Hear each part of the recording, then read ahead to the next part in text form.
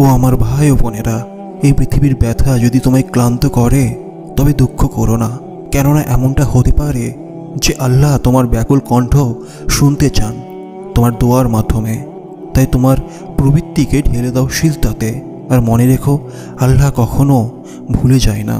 আমরা তো মূর্খ এবং অজ্ঞ, এ কারণেই আমরা নিজেদেরকে নিরাপদ মনে করি আল্লাহর শান্তি থেকে, আর আমাদের অন্তরের কাঠিন্যের ব্যাপারে কোনো চিন্তাভাবনা করি না। যে অন্তর স্বচ্ছ, সেই অন্তরে সামান্য ইলমের ছোঁয়া পেলেই আগুন জ্বলে ওঠে, আর যে অন্তর যত কঠিন তাতে হাজারো ওয়াজ নাসিহাত করলেও কোনো ভাবান্তর হয় না।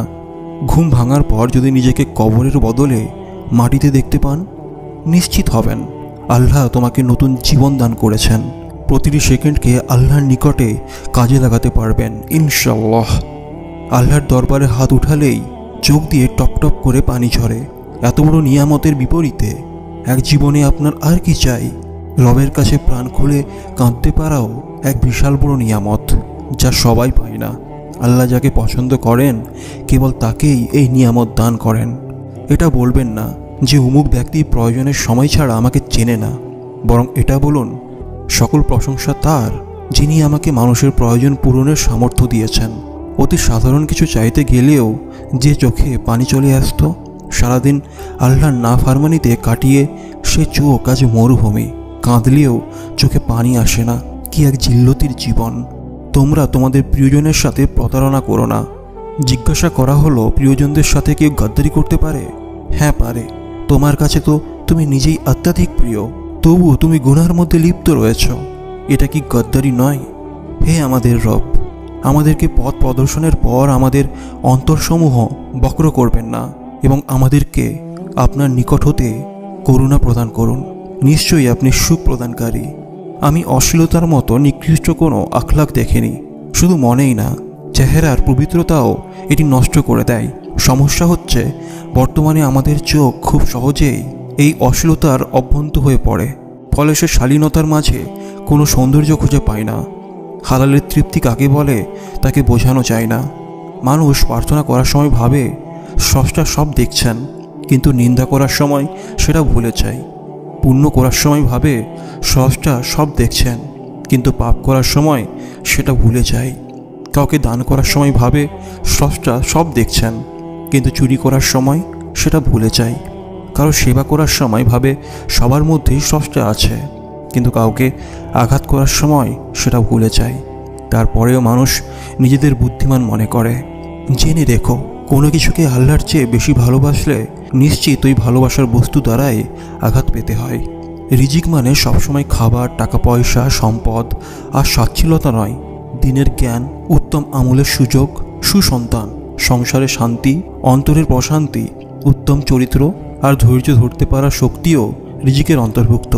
আল্লাহর কাছে যখন রিজিক চাইবেন তখন এগুলোকেও চাইতে পারেন। গুনাহ যখন বেড়ে যাবে, একাকিত্ব, হতাশা, বিষাদগ্রস্ততা তখন তীব্রতর হয়। অবসরে কাজের ফাঁকে কিংবা অচেতন মনে গুনগুন করে গানের বদলে যদি আপনি কোরআনের আয়াত পড়তেন, তাহলে বুঝতে হবে কোরআনের সাথে আপনার সম্পর্কটা ভালো আছে। মাত্রই তো তরুণ আমি, এত তাড়াতাড়ি মরবো নাকি? ভাবা মানুষদের উচিত মাঝে মাঝে কবরস্থানে ঘুরে আসা। হয়তো ওইটুকু সময়ের সফর পাল্টে দিতে পারে জীবনের গতিপথ। অতপর একদিন বৃষ্টি মুখরিত দিনে বৃষ্টি বিলাস করতে করতে চলে যাব রবের সন্নিকটে ইনশাআল্লাহ। ধন্য হবে একদিন রবের দিদারে। সাহাবদের কেউ কেউ বলেছেন, যখন দেখবে যে তুমি আল্লাহর আবদ্ধতায় কায়েম আছো, অথচ এরপরও আল্লাহ তোমাকে নিয়ামত দিয়ে যাচ্ছেন, তখন সতর্ক হয়ে যাও, কেননা এটা হচ্ছে ইস্তিদরাজ। এর মাধ্যমে তোমাকে ধীরে ধীরে পাকড়াও করা হচ্ছে। প্রকৃতির মতো অন্তরও শূন্যস্থান পছন্দ করে না। আপনি যদি অন্তরের শূন্যস্থান আল্লাহর স্মরণ দিয়ে পূর্ণ না করেন, সেই শূন্যস্থান শয়তানের ওয়াসওয়াসায় পূর্ণ হয়ে যাবে। প্রথমবার হারামে জড়ানো কঠিন নয়, তারপরের বার হারামটা সহজ হয়ে যায়। তারপর উপভোগ্য হয়, তারপর মন পছন্দ, তারপর মিষ্টি, তারপর হারামটা কলবের সাথে শিলগালা হয়ে যায়।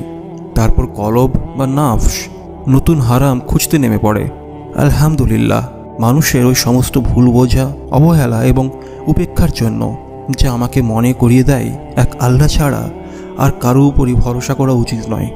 কেউ যখন আপনার কাছে সাহায্য চায় তখন সেটাকে এভাবে ভাবুন, সে হয়তো আপনার কাছে সাহায্য চাইতে আসার আগে আল্লাহর কাছে সাহায্য চেয়েছে এবং আল্লাহ তাকে আপনার ঠিকানা দিয়েছেন।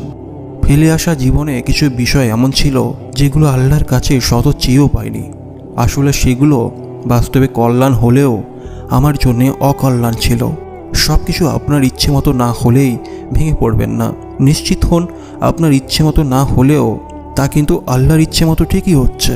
আর যা কিছু আল্লাহর ইচ্ছে মাফিক হয় তাতে কোনো অকল্যাণ থাকতেই পারে না। আল্লাহ সুবহানাহু তাআলা ইবলিসকেও ফিরিয়ে দেননি। আমরা কেন ভাবছি যে তিনি আমাদের দোয়া ফিরিয়ে দেবেন, আমাদেরকে নিরাশ করবেন? হে আল্লাহ, আমি তোমার কাছে আশ্রয় চাই নিয়ামত দূর হয়ে যাওয়া থেকে, তোমার দোয়া সুস্থতা পরিবর্তন হয়ে যাওয়া থেকে। আশ্রয় চাই তোমার কাছ থেকে, হঠাৎ আসা শাস্তি থেকে, তোমার সব ধরনের অসন্তুষ্টি থেকে আশ্রয় চাই। ইয়া আল্লাহ, আমাকে মাফ করে দিন। যে কোনো প্রকার দুর্বলতা বা ভুলের উত্তম চিকিৎসা হলো ঈমানকে দৃঢ় করা। ঈমান দৃঢ় করলে সকল মানসিক ব্যাধি ও ভীতি দূর হয়ে যায়। আমার সকল প্রাপ্তিগুলো সুখময় হোক মহান রবের শুকরিয়া জ্ঞাপনে। আমার অভাবগুলোর শাস্তি হয়ে যাক তার প্রতি পূর্ণ তাওয়াক্কুলে। আমার অর্জনগুলোর গন্তব্য হোক নিজ সীমানা থেকে দূর বহুদূর। আমার ব্যর্থতাগুলো আশা জাগানিয়া হোক দ্বিগুণ শক্তি হয়ে ভয়কে দূরীভূত করুক। আশা ও ভয়ের সমন্বয়ে আমার দৃষ্টি হোক ঊর্ধ্বমুখী। হৃদয়ে কম্পন মিশে যাক সেই ভয় মিশ্রিত অশ্রুতে। দোয়া এক অপূর্ব বিনিয়োগ। মূলধন হারানোর কোনো আশঙ্কা নেই। হয় কবুল হবে, না হয় কোনো বিপদ দূর হবে, নয়তো সোয়াব হিসেবে সংরক্ষিত থাকবে। ইয়া আল্লাহ, কোনো বিষয়ে কষ্ট পেয়ে যদি কান্না করি তবে এটা ভাববেন না যে আমি আপনার সিদ্ধান্তে অসন্তুষ্ট। আমি আপনার সিদ্ধান্তে পূর্ণ সন্তুষ্ট, কিন্তু আমার কান্না পাই তাই কান্না করি। আমি এখন কি করব? আপনি ছাড়া কেউ নেই যার কাছে গিয়ে আমি কান্না করব। আমার সকল কান্নার প্রশান্তি তো আপনারই সন্নিকটে। দুনিয়ার সব কিছুর জন্যই আমরা প্রস্তুতি নেই। চাকরির জন্যে, কেরিয়ার, বিয়ে, এমনকি নিত্য বাজার সদাই করার জন্যেও আমাদের একটা প্রস্তুতি থাকে, কিন্তু আমাদের কেবল প্রস্তুতি নেই মৃত্যুর জন্যে। অনেকক্ষণ ধরে কেউ যখন দোয়া করতে থাকে তখন মনে হয় আজ অনেক কিছু বলছে, সবই যেন আজই চেয়ে ফেলবে সে। কিন্তু সবসময় পরিস্থিতি এরকম হয় না। মাঝে মাঝে দুই হাত আকাশের দিকে তুলে চোখ দিয়ে যখন আবিরাম পানি ঝরিয়ে পড়ে, একটা বাক্য শুধু আল্লাহর বান্দা বারবার আওড়াতে থাকে, ও আমার আল্লাহ, আপনি তো সবই জানেন। যারা প্রকাশ্যে কান্না করে তাদের কষ্ট তো সবাই দেখে, কিন্তু যারা প্রকাশ্যে হাসি দিয়ে বেড়ায় তাদের দুঃখ কষ্ট তো আমার রব দেখেন। শান্তি কারোরই নেই। বিবাহিতরা ডিভোর্সের চিন্তায় ব্যস্ত, আর অবিবাহিতরা বিয়ের চিন্তায় মগ্ন। বাচ্চাদের তাড়াতাড়ি বড় হওয়ার চিন্তা, আর বড়দের শৈশবে ফিরে যাওয়ার আকুতি। চাকুরিজীবীরা কাজের চাপে চিন্তিত, আর বেকারদের চাকরি পাওয়ার চিন্তা। গরিবদের বড়লোক হওয়ার চিন্তা, আর বড়লোকেরা শান্তির খোঁজে ক্লান্ত। জনপ্রিয় ব্যক্তিরা লুকানোর ঠিকানা খোঁজে, আর সাধারণেরা জনপ্রিয় হওয়ার জন্য বিভোর। আমার অজান্তে আল্লাহ আমাকে কতবার যে বিপদ থেকে উদ্ধার করেছেন, আমার দোষ লুকিয়ে রেখেছেন, তবুও কেন এত অভিযোগ? এখনও সময় আছে, একটু চোখের পানি ঝরাও, মুখ দিয়ে আল্লাহর কাছে বারবার ক্ষমা চাও। এখন তুমি ডুবে আছো কোমর সমান পানিতে, একবার পুরো ডুবে গেলে পারিবে না আর বাঁচিতে। আল্লাহর ওপর ভরসা রাখুন। সব কিছুই কারণবশত ঘটে থাকে। একদিন আপনি বুঝতে পারবেন আপনার জীবনে যা কিছু ঘটেছে তার প্রতিটাই আপনার জন্যে উত্তম ছিল।